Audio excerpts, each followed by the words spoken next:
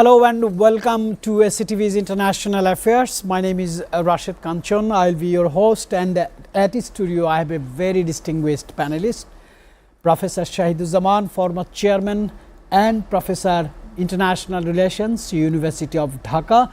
We have our International Affairs commentator Shamsul Alam Pantho, and from Islamabad we have Lieutenant General Naeem Khalid Lodhi.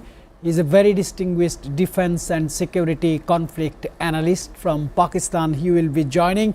Let us start with Lieutenant General Naeem Khalid Lodhi. How are you, sir? Can you listen us properly? Assalamu alaikum. Thank you very much. I can hear you loud and clear.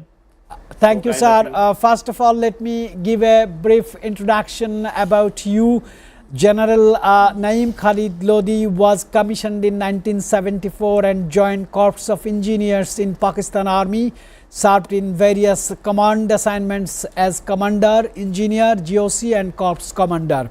Also served in a staff as Deputy Engineer and Chief and Director General Staff duties in GHQ. After graduating from Military College of Engineering, Command and Staff College, Quetta and National Defence University, remained on the faculty in all three prestigious institutions, also holds master degree in international relations, attended finance related short courses at Columbia University, United States of America and INSEAD, France, served as Secretary Defense for a short tenure and later served as a successful CEO and Managing Director of a leading corporate organization, was also appointed as Defense Minister in an interim setup. He is presently a freelance writer and an eminent defense analyst. Professor Shahiduzzaman, we have got a very distinguished panelist who is also expert on international relations. I believe if you throw the questions for General Lodhi, that would be different for our show today. Sir. Would you like me? Yes, sir. I would like to have your questions for General Lodhi first. Okay, fine. It's good to know you, General Lodhi. Assalamu alaikum. Maybe I should say a few words about myself. I belong to the batch which had its education at the East Pakistan Cadet College, and my batchmates were commissioned from the Pakistan Army in the 47th PMA long course. They have retired some time ago. We are all in our early 70s now. I had a chance to get my graduation from Monterey, California, where I did my master's in mid-70s in international relations. So there are two international relations specialists. General Lodhi, I would like to take the opportunity to make the first question to you. General Lodhi, how would you assess the current state of India-Pakistan relations, particularly in light of border skirmishes and diplomatic disarrangements? Is there any window for de-escalation of recent conflicts we have seen in 4 days war, and post-war diplomacy is still paused between the two countries? General Lodhi. Thank you very much. I mean, I do not have to go in the background of this conflict. You know that there was a terror attack and they pointed fingers at us without giving any evidence. And later on, without convincing the international community, they even attacked us. The 4-day war, I do not call it a skirmish because it was quite an intense war for 4 days. And naturally, once they attacked, so the deterrence was finished. Naturally, whenever any such attack, the deterrence goes. But we were able to reestablish the deterrence in this 4-day war. In the first 2 days, it was deterrence by denial. Whatever they wanted to do, they could not do. And in the last day, it was deterrence by punishment. We told them that if you try it again, we will punish you. We punish you this time, we'll punish you next time also. Unfortunately, although there was a superpower, America, who actually brokered this peace, but the Indians renegade immediately. They are saying that no, we didn't ask for it. And they also say that Operation Sindoor is ongoing. It is not finished. It is just paused. I would say it is not even paused because indirectly they are still attacking us. In Balochistan, they are spilling our blood through BLA, Balochistan Liberation Army, and through Tehreek-e-Taliban, Pakistan. So they are carrying out their war. In fact, I'm telling my leadership that do not expect a conventional war very soon, because they have got a very deep cut. They will take some time to really come for us again. But we must try to forge some response to whatever they are doing now. I would suggest, if they listen to us, that two nuclear powers, they cannot actually get their things resolved through wars, because there's a deterrent sort of thing. Even this war was limited because there was a overhang of nuclear deterrence. So my suggestion is, I don't know whether they listen to it or not. Let us talk, because ultimately we'll have to talk. You have tried 2, 3 times. Every time you have failed. So if you try next time again, you will fail. So why to do that? So let us talk, and I would like that the mutual friends, if there are any, between India and Pakistan, they should also go on this advice what I am saying, although it looks difficult. All right, sir. Let me just- As you raised the question about talk, I would like to come to Professor Shahiduzzaman, very distinguished international affairs specialist. Sir, with both countries being nuclear powers, do you believe there are sufficient back-channel communication machineries to avoid escalation in times of crisis? And if you have any other addition, you can, sir. Well, it will all depend on the nature of conflict. As the general had rightly pointed out, the deterrent factor had worked very well to prevent escalatory pressures. But I would like to compliment the Pakistani air power for the way they managed to downgrade the capabilities of the so-called superior Rafale fighter jets. The Indians had not anticipated that the Pakistani air power would really focus on dismissing the, forcing out from the sky the Indian aircraft from a distance of maybe around 200 kilometers. And this encounters between the two countries have made dogfights look obsolete. You could just get rid of enemy aircraft with superior support from the intelligence that Pakistan received with Chinese support. Now, the myth of Indian superiority is broken. It has brought about such a huge qualitative change in India-Pakistan's defense configuration. As the general had said, the deterrent aspect of this Indo-Pakistani nuclear relationship requires that the two countries should immediately get into a meaningful dialogue. And what really has been extremely damaging over the years has been this Indian categorization of Pakistan as a terrorist country. It is really, it's time for Pakistan to insist that it's India that thrives on state terrorism.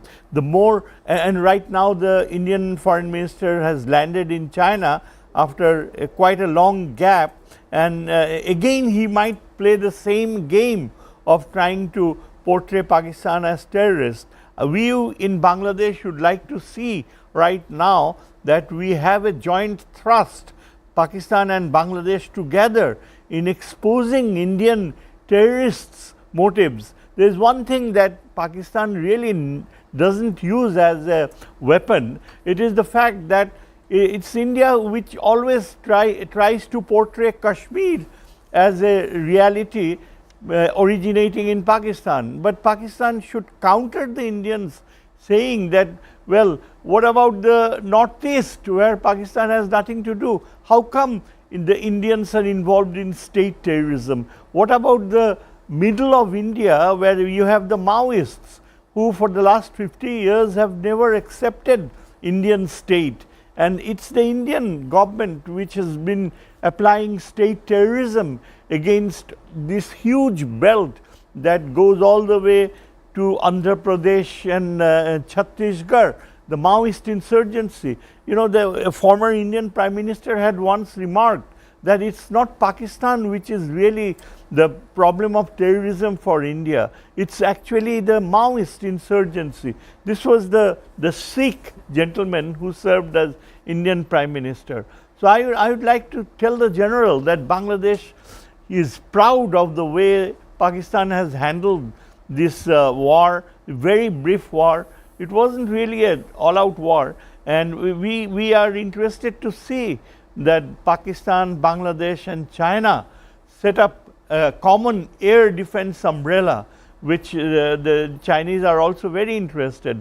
This is absolutely crucial for not only Pakistan's future control over this entire regional area where it can project its power, especially even now in the Bay of Bengal. This is also important for our own survival, that Bangladesh should survive as a sovereign state without the fear of constantly being pressured by India to project their intention of, creating this Akhand Bharat, which is ridiculous. And this war, this exchange between India and Pakistan has opened up so much new frontiers to cooperate. I just want to see that we can have a dialogue between India and Pakistan very soon, and this dialogue would lead India to recognize that ultimately connectivity is the key to prosperity, regional prosperity. Right, sir. And that Right, sir. I would leave it there. Very well described, very powerful words Professor Shahiduzzaman has used, and he has given a very clear and shortcut line how to start diplomacy. I want to come to our international affairs commentator, but question would be a little bit different as you belong new generation. Sir, what is your view on track channel diplomacy? Track to diplomacy is the term in international relations when mainstream diplomacy doesn't work. Track to diplomacy and people to people contact could cultural, academic, business exchanges serve as bridges where governments falter or fails to create contacts. What is your view on that? Thank you, Mr. Kanchan. Of course, I feel very proud to have General Naim Lodhi and Professor Shahiduzzaman on the show. As per your question, how did this escalation, the 4-day escalation, if you would like to call it, how it began? A terrorist attack dubbed in the Indian media, which happened in Pahalgam, and 26 lives were claimed. When the finger was pointed at Pakistan, it said for there to be an independent investigation to the incident so that there could be clarity, as you said, track channels, diplomacy between the two nations. However, before such an investigation could take place, the hostilities had begun. And of course, since we were looking at the Pakistan, Bangladesh, China three-state triangle dynamics, I would like to add on that Bangladesh has also been influencing talks with China to build an airbase positioned in Lalmonirhat, which is one of the states in North Bengal. Of course, it is a defunct old World War II airbase there, and it would have a 4-kilo runway which can be made into future armaments for our country as well. Very nice. Let us go back to Islamabad again, where General Lodhi is there. We are very proud to have you, sir, once again. Many believe the Kashmir dispute remains at the core of tensions. From a military and a strategic standpoint, how do you think this issue can be addressed without recurring to conflict in near future or in future? General Lodhi. Thank you very much. First, if you allow, I'll just say a few sentences about what Honorable Professor alluded to about the Bangladesh-Pakistan relations and the Chinese effect of the triangle, and the younger brother was also talking about. You see, Bangladesh and Pakistan, in my perception, are two brothers living in different homes. That is it. And who made Pakistan? Who was Nawab Salimullah, the founder of All India Muslim League? And who was Maulvi Fadlul Haq, who presented the Pakistan resolution? And who was Khaja Nazumuddin, the second Governor General and second Prime Minister of Pakistan? And we also know Hussain Shaheed Sorwardi. So we are brothers. We just, there was a little bit of, you can say, anger because of some right reasons. I would say people living in Bangladesh whatever they thought, they were right in thinking if they were not being treated properly. But now that we understand each other, that somebody else was actually exploiting all this, so now we can talk just real like brothers. And I'm so happy that both the professor and my brother, they have talked about the cooperation, the triangle between China, Pakistan, Bangladesh, and it is going to happen, inshallah. All So right. we talk about Kashmir. All right, sir. Go ahead, sir. Go ahead. So Kashmir, we all know, and you are very well aware of it. Honorable professor, because he's close to my age, so he knows very well also that it was an unfinished agenda of the partition, and probably Britishers deliberately left it so that they can exploit this thing again and again, and keep the two countries at bay in their own hands, so that they can control them and all that. So, but this is for the leadership of India and Pakistan to understand that Kashmir is not a problem of territory. It is the people's issue, the people of Kashmir, and UN resolutions, they have given this right to the Kashmiri people of self determination, that they will decide where they want to go and which country they want to join. And now Kashmir is not only a trilateral issue that between Pakistan, India, and the Kashmiris. It is now a quadrilateral issue. China also has a problem with India as far as the Kashmir is concerned. So any future war on Kashmir, it will not only be India and Pakistan. The Kashmiris will be there. The Chinese might be there, and we also have brothers like Turkey and Saudi Arabia and things. So I think India should think 100 times before undertaking any further adventures in Pakistan. And I think, as it was, asked, it was suggested that yes, Bangladesh and Pakistan should come closer. They should have more political interaction, more diplomatic interaction, more economic interaction, and more military interaction. And we can exchange people to people, groups, student. We can have student exchanges and all that, and let us revive that old brotherhood, which is not old, which is which has been throughout, but now that is come to the fore. So let us take advantage. Both countries must get closer, and it is if it was only Pakistan's fault, then India shouldn't have any problem with Sri Lanka, with Nepal, with Bhutan, with Maldives, with Bangladesh. If they are having problems with everyone, so that brings up very clearly that they are the problem, and not the all the neighbors cannot be problem. So I agree with both my friend that we need to think more on it. We need to plan collectively. And this thing I can assure you that inshallah, if India undertakes another mischief, this time they will get even more bloodier nose. Yes, sir. Yes, sir. Very positive vibe. Very positive vibe we have got from you, sir. I must come to Professor Shahiduzzaman. He is a very vocal on this particular issue, and SAARC as well. Sir, SAARC has largely remained dormant, especially due to India-Pakistan differences. What, in your view, are the structural and political obstacles preventing its survival? This is one question. Another thing, if you have anything add with General Lodhi. Fine, yeah, thank you.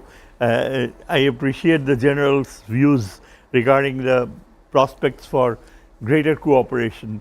This is the right time, and as the General had said, we have to set the past aside, and now it's really time that Pakistan and Bangladesh come closer in terms of military cooperation as well as economic cooperation. The military aspect of it has far more to do. There is a great deal of applicability for Pakistan's very fine military capability that has even been appreciated by President Trump, of all people. The way the Pakistani army is trained and is professionally so sound, that the training needs to be imparted in Bangladesh. We need to have some sort of a doctrinal command structure from the Pakistan side, so in order to retrace the strategic knowledge of our senior officers. In the last 15 years, most of our army senior officers have been greatly restrained because of the Indian penetration caused by the Awami League government. Now we have to totally restructure the thinking process, the military thinking process of our senior military officers. There was a possibility that we will have strategic experts from the doctrine in our doctrinal command located in Mymensingh, where we will be upgraded, our officers will be upgraded in terms of countering the Indian threat in this part of the region. These are of course possibilities. I also look forward to the fact that if we can further promote, it's high time, the idea of a nuclear umbrella. This has been felt during the last war, Indo-Pakistani war. The Indians were threatening Bangladesh fiercely, especially after one of our retired generals had indicated about our need to put our eyes towards the Indian northeast. If India tried to attack Pakistan, there was a sharp response from the Indians. They thought of territorially grabbing parts of our territory in the north and the south. That is why we need a lot of planning. That is why we need the nuclear deterrent in Bangladesh, and that is an area where on which we will work in the near future. We will overcome the restraints that somehow inhibit the cooperation in greater depth. Now, as for the SARC process, this is something so close to my heart. In recent years, the Indians have betrayed us on the question of preserving SARC. They were almost trying to bury SARC, but lately, after the war experience, the Indians realized that Bangladesh, Pakistan and the other smaller SARC members are interested to have China involved in a greater new concept of SARC. The Indians have been so badly panicked. The Indians are now talking of reviving SARC. Now, so we have to rethink that whether there is any sense in getting India involved in a new SARC process. I think Pakistan and Bangladesh should try very hard to have China initiate a new regional cooperation body. And if the SARC has to be restored, the Indians have to make a promise that they will never ever try their old pranks, their old mischiefs, because once the SARC is revived, the fondest thing that I think of is a train link, you know, between Dhaka and Lahore. We will call it the Anarkali Express. You know, there in India, there are train routes that go from Dibrugarh in northeast India all the way to Jaisalmer, I think Bikaner in India, from Lalgarh to Assam in Bikaner. That train distance is 4 days long, but if we have a train between Dhaka and Lahore, it would be only 2.5 days. It's feasible and the railway track is there. So when we think of SARC, if next time the Indians want to get into SARC, and I'm sure they'll try, because the Indian foreign minister is in China and he is going to try to probe into the idea of China getting into SARC. So we will tell the Indians, and Pakistan will also do so, that India must allow a land connectivity between Bangladesh and Pakistan, between Dhaka and Lahore, so that our people and Pakistani brothers can travel cheaper and visit each other's country. We don't even have direct flights. You know, it has been stopped. The Indians are threatening to keep the flights away. They can't do that. So we need to hurry up and introduce air flights between Dhaka and Lahore. If the Indians want to join SARC and want to have anything to do with the SARC, this should be set as a precondition, that they will never ever try to stop direct land and air connectivity between Pakistan and Bangladesh. Very well said, sir. Very avenues you have opened today in our discussion. I want to come to our international affairs commentator Shamsul Alam Pantho. My question would be, according to Professor Shahiduzzaman and according to General Lodhi, I find a different idea that given the shifting geopolitical landscape, do you think regional groupings like SARC can still be relevant, or in South Asia moving toward alternative alliances such as BIMSTEC or the SCO? The SEO you mentioned, let me also bring into everyone's attention that one cannot ignore the giant of Asia. We know it as the People's Republic of China. So let's look at the Chinese dominance in our region. You see, China has the Belt and Road Initiative.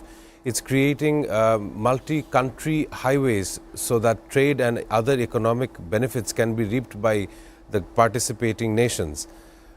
Given that we now see India's position in our region as well, we have Pakistan, China and Bangladesh trying to get into a new kind of geopolitical cooperation. Of course, this will definitely benefit not only us as a nation, also Pakistan. It will also add on to the profile of the Chinese investments in our region. If you look several years, just a few years ago, we've seen India and China sharing some border skirmishes with the PLA army in effect, and multiple times the PM of India has visited the places close to such an escalation. So my comment on the factor would be that China definitely has interest in the region, and it's not only SAARC countries or the BIMSTEC nations. China also has influence over Southeast Asian nations as well. And given the tariff attack by Donald Trump, China sees only more reason to be strengthening regional ties in our bloc as well. Thank you very much. I have a question to General Lodhi. How can smaller SAARC countries like Bangladesh, Sri Lanka and Nepal play a constructive role in bridging divides between India and Pakistan within the regional forum, because the South Asian smaller countries has to be aligned in one point, that a big country like India's dominance is literally blocking the development of other countries and relationships in between the countries. General Lodhi from Pakistan. Yes, and first of all, I appreciate the idea of collective military strategy. I think that will work very well, because the two countries are enveloping India from two sides. So if India knows that they have some common strategic interest and they have some cooperation, coordination in the military field, they will not pick up the courage to either touch Bangladesh or Pakistan. That would be a very potent thing to do. And I think our leadership must be thinking, both the countries must be thinking on those lines. As far as the countries around India and SAARC, I think if these countries they combine their powers, economic powers and political powers, India will automatically fall in line, because it only happens that if India can deal with us one by one and separately and singly, like with Bangladesh, with Nepal, with Pakistan, with Sri Lanka, then probably they can exploit our weaknesses. Otherwise, the moment we get together, they will definitely, as the professor was saying, they will definitely come back running to SAARC, and they will try to be a part of it. Because if we can make our own some organization, we are part of SEO. We can those who are out, they can become part of SEO. And as I said, China is a big giant. We all know it. So under the you can say umbrella of China, any organization. And Chinese concept, we all know, is of shared prosperity. They do not bully the countries. They have not done so. We haven't seen that. Unlike some other big countries. So it is for us, for the leadership of these smaller countries or the peripheral countries around India, to get together, have some round table in any one capital, and I think the SAARC will automatically be revived, because it will put such a pressure on India. They will not be able to remain out of it. But it was a very good idea that if China and the rest of the SAARC countries, less India, they make some organization, even that will send shivers as far as India is concerned. So politically, diplomatically, economically and militarily, all these countries around India, they have stakes, and if they combine their efforts, I think the entire region will become more peaceful, because the balance will be it will not be in favor of India anymore. So I'm of the view, yes, We should combine our efforts, and also we should have strong relations with China. And yes, this is a very potent idea that Pakistan and Bangladesh, being otherwise brothers, should go for the strongest possible strategic ties. General Naeem Khalid Lodi from Islamabad, I really appreciate your thought-provoking remarks between SAARC issues and relations between Bangladesh and Pakistan. I just want to come back to Professor Shahiduzzaman. He's very well respected personality in the country. Sir, do you believe historical narratives still overshadow the potential for a forward-looking Pakistan-Bangladesh relationship? If so, how can those narratives can be reconciled diplomatically, academically, people-to-people contact, cultural exchange? What is your comment on that? You are very experienced on that. Yeah, you're right. This is of course a very pertinent question, and it's extremely useful. I don't see any problem on the question of historical narrative serving as any impediment. In fact, the younger generation, the present generation, they look at history more in terms of creative terms. We are reconstructing our own history, as the general had said. You know, we see our past going back to the 13th century, the Sultanate of Bengal, and then during the British period, how Bengali Muslims sacrificed their lives far more than the Hindus to free ourselves from the British yoke. We know of all these Muslims, Bengalis, who died in the 1857 War of Independence against the British, and during the period that followed, our history has been full of achievements to fight in the Khilafat movement, in the movements that occurred. The British tried to write away the role of Bengalis because it was the Bengal cavalry which had marched from Barakpur to free Bahadur Shah Zafar, and the Bengali Muslims were in the forefront. There are names of thousands of Bengali Muslims in the Commonwealth Library who were hanged by the British. The Hindus in this part, when they write history, the narrative, they never include the names of Muslims. I have never heard Hindu historians in Kolkata talking about Titumir or Shariatullah, or even, as the general said, Nawab Salimullah.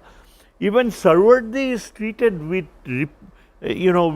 hate by Indian Hindus, because Sarwardi was the one who thought of Pakistan, because in 1947 it was only in Bengal that the Muslim League had won, and it was because of Hossein Said Sarwardi and Shere Bangla Fazlul Haq, as the general said, who had thought of the two-nation theory. We now wholeheartedly believe that we are two different nations. There can never be any Akhand Bharat. We in Pakistan and Bangladesh, we are Muslims and we are a separate nation, and Shere Bangla Fazlul Haq was the one. These are ideas that our younger generations must learn to believe. These are ideas that we will again reunited Pakistan and Bangladesh in terms of solid foundations of friendship. When we recognize the roles of all our forefathers, Muslims, and also, as the general said, the status of Kashmir. We in Bangladesh, every Friday, we pray for Palestinians in the Jummah prayers. We pray for the liberation of the Kashmiri brothers in our Jummah prayers, khutbah. Bengalis all over, Bangladeshi people, right from one corner to the other, believe that the Muslims of this subcontinent need to rebuild their glory. We have a duty to the Muslims of India. So these are some of the aspects of history for which we must narrate to our younger generation. And in this regard, Pakistan and Bangladesh will have to rewrite their textbooks and reunite the themes of Muslim achievement in the subcontinent. Very well described, just like a huge think tank he has given. so many recommendations how to believe. Ladies and gentlemen, time has come to go for a short break, but when I'll be back, my first question will be to our international affairs commentator on trade between Pakistan and Bangladesh remains significantly unutilized.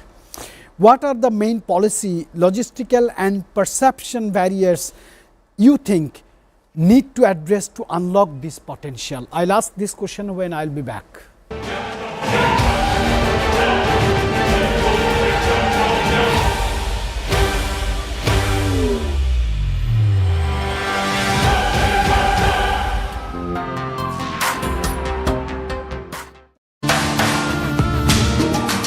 আমেরিকাতে আপনি যদি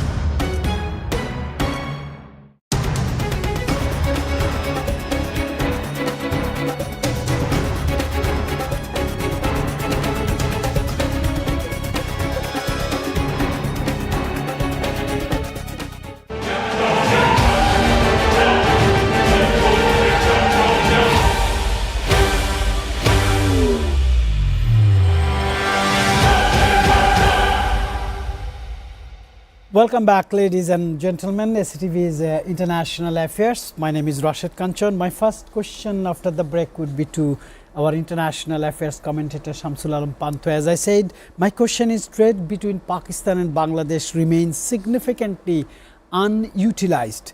What are the main policy, logistical or perception barriers you think need addressing to unlock this potential? Because we are brotherly countries, we are Muslim countries, we have historical relationships. Well, thank you, Mr. Kanchan. Of course, it's important, and Bangladesh does have a heavy reliance on its partners for ensuring various raw materials in terms of food security. But when you look at the economic ties between Pakistan and Bangladesh, I'll give you the news that we have in the last 10 months. Two of the shipping vessels from Pakistan had arrived in the Chittagong port. It was, of course, a grain delivery to Bangladesh right before Ramadan as well. It included grain and included sugar as well. But that only was the shipping route. We can also expedite air cargo between the two countries given the geographical distance between Karachi and Dhaka. And not only that, commercial airliners between both Bangladesh and Pakistan may choose to have commercial flights between the various cities of the respected countries. And not only that, it would also boost the tourism. Tourism is a plateau where both Bangladesh and Pakistan can focus on. It would, of course, bring cultural changes between the two diversified countries. Of course, there are economic barriers if you look at the currency exchange of Pakistan, Bangladesh's Dhaka as well. Of course, reliance on each other would bring down this disparity in terms of the dollar. And it would be great to see Pakistan's port Gwadar with having further ties with Chittagong port in order to boost trade facilities as well. Sir, could you please tell us, though, could sectors like textiles, pharmaceuticals, ICT and food processing become engines of bilateral trade growth if given the right incentives and trade frameworks from G2G agreements? Well, if you look at Bangladesh, we are quite so strong in the RMG industry, ready-made garments. Our garments are going to almost every continent in the globe, and definitely Pakistan would be benefited if we could have a trade agreement in regards to the textiles that we produce here at home. Not only so, if you look at Pakistan as well and Bangladesh, in the past we've seen various electronics coming out of Pakistan. Back in the day when I was a young child, we used to find Pakistani fans being a very common household item in the Bangladesh household as well. So that signifies the historical element to the part if you look at trade. So definitely there are give and takes between the two nations. We just need to understand how much beneficial this relationship would be in the future. Sir, I was talking with one journalist yesterday from Karachi. He was saying that, if we see something made in Bangladesh, we buy it joyfully. This gave me a lot of pleasure. I want to come back to Professor Shahiduzzaman again, sir. You are a very experienced person. My question is, over the past decade, we have seen fluctuations in Pakistan-Bangladesh relationships. I want to repeat the word fluctuations, ups and downs. In your assessment, what are the key factors holding back deeper political and economic engagement between these two countries? Yeah, that's a very humble question, sir. Very sensitive question and very important question too.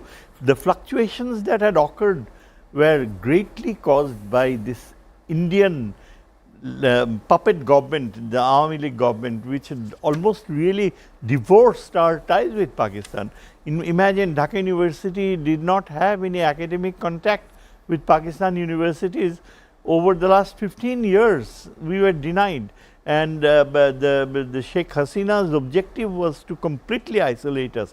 But more than anything else, it was this Indian government, and especially the BJP government, which has been so destructive not only towards Bangladesh-Pakistan's ties.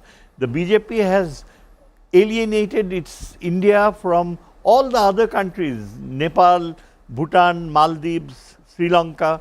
None of these countries. Now we see a great change that has occurred. The fluctuations had now gone through the worst phase, and now we have reawakened. Suddenly there is, after the last 15 years, there is a great deal of realization among our Bangladeshi Bengalis that Pakistan is absolutely critical to our own survival and existence. We both need each other very badly. The distancing that had occurred because of the Awami League has been a blessing in disguise. It has brought us together psychologically. You see, even our younger Pakistanis visiting Bangladesh, they spend 1,30,000 taka to travel all the way from Dubai and Sharjah to Dhaka. There are no direct, and I see videos of Pakistani younger generation visiting all the towns, cities, villages, buying a bike and touring all over Bangladesh, and there is so much of goodwill among the people here, and they embrace each other. It's the same thing happening in Pakistan too. Bengali young generation, they have a great deal of recognition for the fact that Pakistan and Bangladesh, we feel totally relaxed with each other. They travel in Pakistani autos. The auto driver wouldn't even take the fee, the money. Even young Bangladeshis going in the Pakistani Pakhtunkhwa, there are these Pathan brothers. Even in Lahore, you go and have some food, Pakistani food, and the hotel owner would refuse to take the payments. Right. This is the type of amazing shift of relationship. Now these fluctuations will have to be materialized. There has to be more focus. I have to point out this, that the Pakistani embassy in Dhaka, High Commission in Dhaka, is very active in trying to promote cultural and sports ties. But then there has got to be more intellectual contact. Unfortunately, if you look at a drawback that needs to be recovered, is the fact that Pakistani diplomacy in Dhaka is much focused on the government to government relationship. There has to be more focus on scholarly dimensions. Right. People from the academic world, they need to be. This was the case in the earlier 80s and 90s, but now suddenly, because of the gap of 15 years, there has been hasn't been the type of attachment that should have happened in terms of scholarly. I'm sure things will get better in Bangladesh. I'm sure we are going towards a democratic structure, and the sooner we have democracy, the more likely it is that an elected government would have more leeway in developing more people-to-people contact. Right. This is absolutely essential. Essential. People-to-people This is contact. absolutely essential. Professor Shahiduzzaman, from his vast knowledge, experience on political diplomacy, trade diplomacy, tourism diplomacy, he's clearly said this is very much needed. I want to add one question to our international affairs commentator. As a young generation who has never seen Pakistan, who has never visited Pakistan, but when Pakistan-India plays, you see, we see the young generation supports Pakistan team. I want to go to you first, because General Lodi is on the line.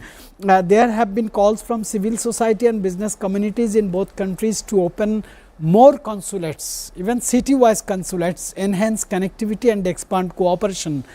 What is your take on how viable this is in the next or near future, because communication is a factor, sir? In the matter where you said how viable it is, definitely before in the show we said that two nuclear neighbors, India and Pakistan, I would believe Bangladesh to become the third nuclear power in this region as well. It would definitely add on to the fact that we share a 4,000-kilometer border with India as well. And if we would become the third nuclear power, I'm pretty sure Sri Lanka, Nepal, Bhutan, everyone else would also take us as to their notice. I still can remember a few months back, one video has got so much of viral nationally, internationally, and that comment was a very comment from Professor Shahiduzzaman. He first proposed that Bangladesh should move into a nuclear nation, Bangladesh should start nuclear. This is a huge question. I want to come to General Lodhi from Pakistan. Sir, as a former military strategist and policy maker, what would you be your blueprint for South Asian peace and prosperity in the next decade, especially involving India, Pakistan and Bangladesh?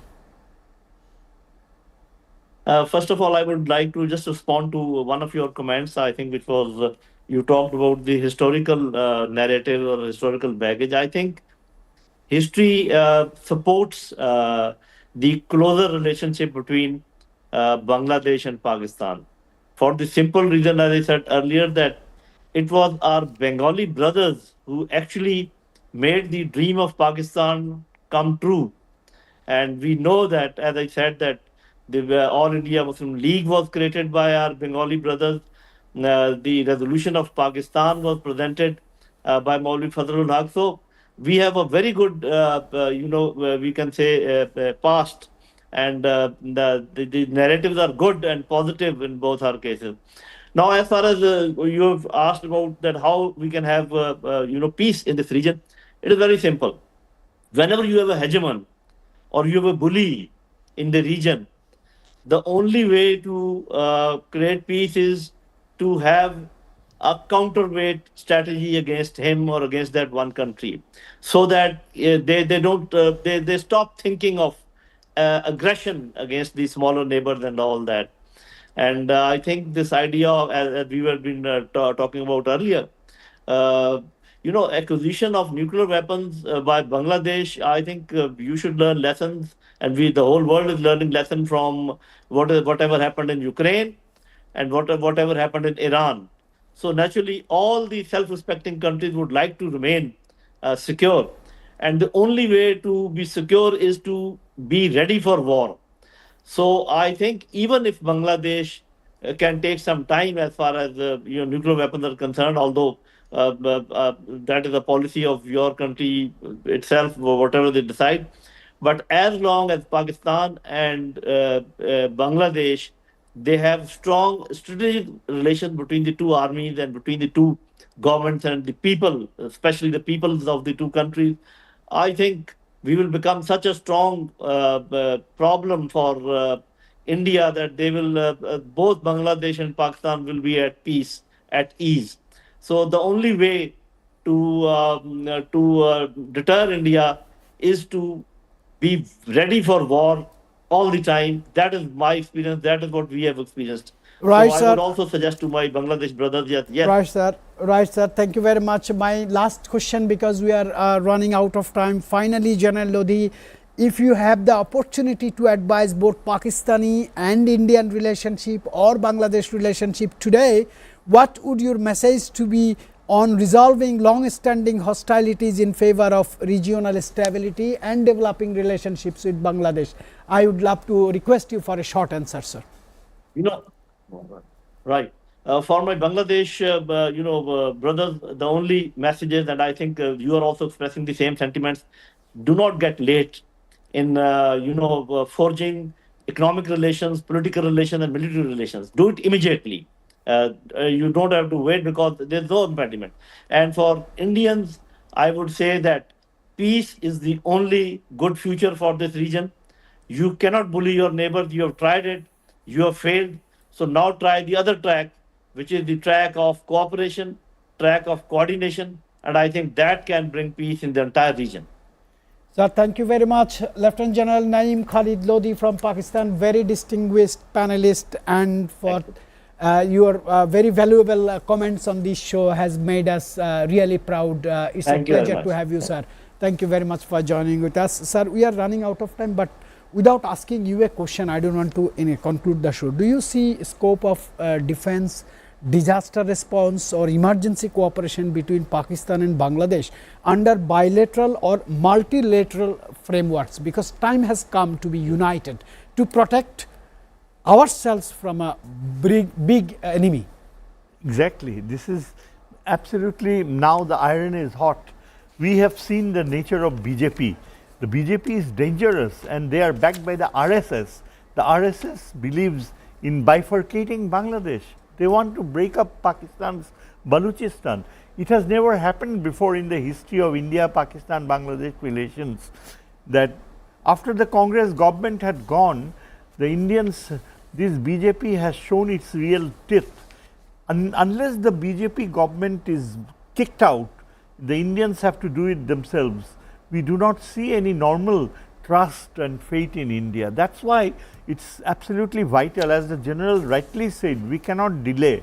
Pakistan-Bangladesh relations must come very close immediately. We must have, direct military contact. Pakistan Army and Bangladesh Army must, cooperate with each other, visit each other, train each other, and, and we will gain out of Pakistan's new image as a foremost military power with this high level of efficiency. I only pray to God that Pakistan maintains its quality, does not, compromise on quality.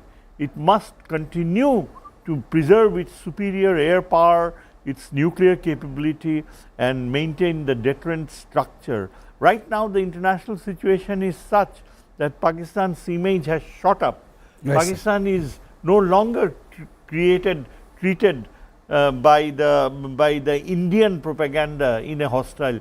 President Trump has in fact exposed the Indian leadership. Right, sir. I really appreciate my today's distinguished panelists. They converted information into knowledge into wisdom.